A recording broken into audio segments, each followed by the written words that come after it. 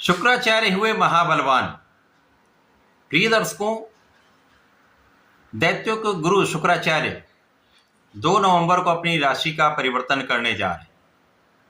वर्तमान समय में इनका गोचर इनकी नीच राशि में चल रहा है। अब ये राशि परिवर्तन करके अपनी मूल त्रिकोण राशि तुला राशि में पहुंचेंगे। तुला राशि में जब इनका गोचर आरंभ होगा तो एक पंच महापुरुष राजयोग मालव्य योग का निर्माण हो जाएगा। प्रिय दर्शकों, ये एक ऐसा राजयोग है जो जीवन के समस्त सुख प्रदान करता है और ये सुख बड़ी मात्रा में होते हैं। बड़े पद की प्राप्ति, बड़े धन की प्राप्ति, बड़े भूमि की प्राप्ति, बड़े भवन की प्राप्ति, बड़े वाहन की प्राप्ति, रत्न आभूषण का लाभ, बड़े शोरूम का सुख। इसी प्रकार से कला क्षेत्र में बड़े नाम की प्राप्ति, अच्छे धन की प्राप्ति तथा देश विदेश से धन तथा मान सम्मान का योग यहाँ पर प्राप्त होने लगता है। ऐश्वर्य वैभव में वृद्धि हो जाती है, आपका आकर्षण बढ़ता है, आपका सौंदर्य बढ़ता है। तो मालव्य योग संपूर्ण रूप से यहाँ पर बलवान तथा विशिष्ट स्थिति बनाकर संपूर्ण राशि के जातकों को लाभ देने वाला है, कुछ विशेष योग बनाने वाला है। जय श्री गणेश। नमस्कार, मैं आचार्य संजय द्विवेदी। मेरे समस्त प्रबुद्ध दर्शकों का मेरे चैनल पर हार्दिक स्वागत है। प्रिय दर्शकों, आज मैं मकर राशि का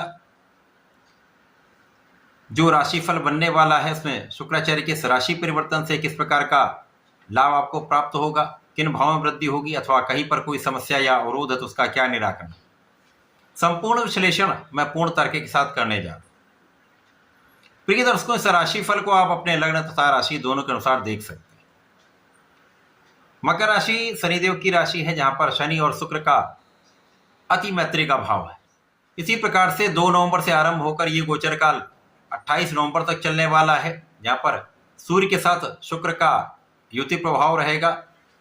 इसके पश्चात बुध के साथ इनका युति प्रभाव रहेगा, जो कुछ विशिष्ट लाभ प्रदान करने वाला।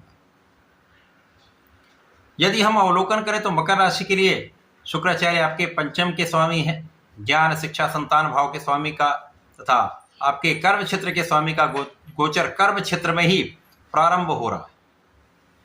अब जो दशम भाव कर्म क्षेत्र का भाव है, ये केंद्र का भाव है, जहां पर समस्त ग्रहों का प्रभाव पहले से कई गुना बढ़ जाता है। शुक्राचार्य यहाँ पर वैसे भी महाबलवान मालव्य योग में होंगे और केंद्र का भाव इस लाभ की प्रबलता को कई सौ गुना बढ़ा देगा, जिसके कारण ये भाव अत्यंत प्रबल होने वाला है।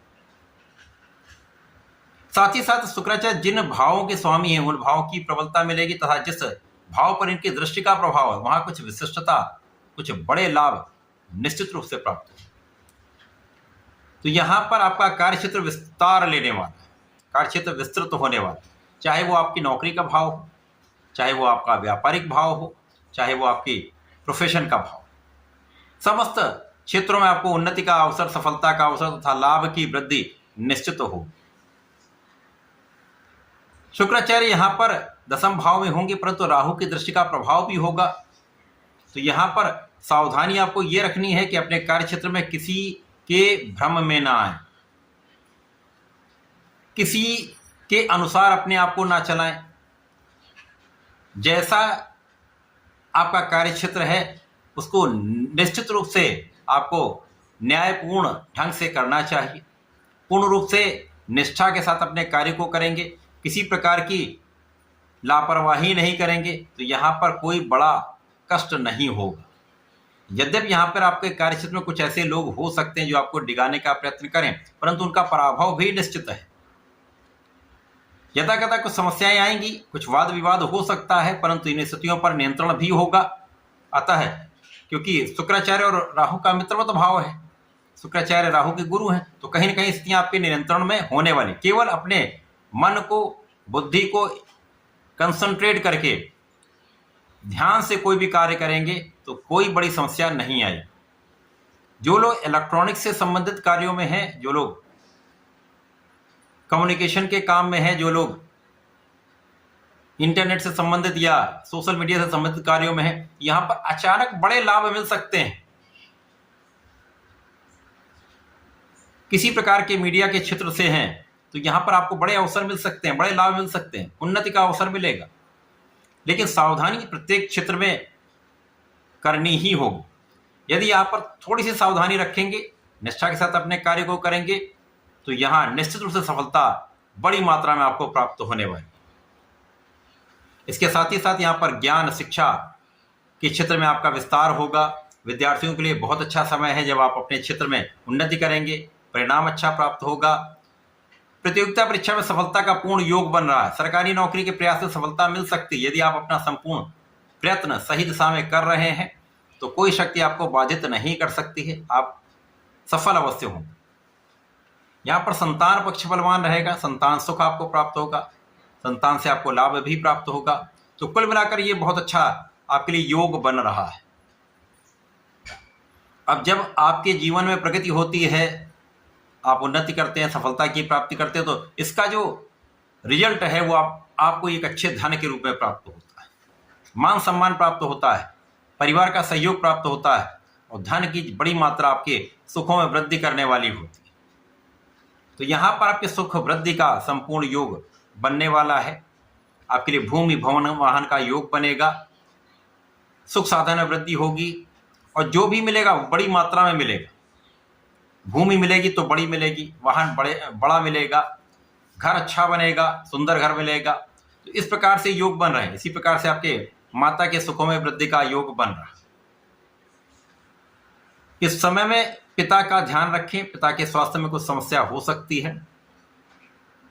उच्चाधिकारियों से लाभ लेने के लिए आपको समायोजन करना होगा, सामंजस्य बनाकर चलना होगा। तो इस समय में किसी प्रकार की कोई बड़ी समस्या नहीं होगी। जो लोग राजनीति में हैं या समाज से संबंधित कार्यों में हैं, यहाँ पर सोच विचार कर आगे बढ़ना चाहिए।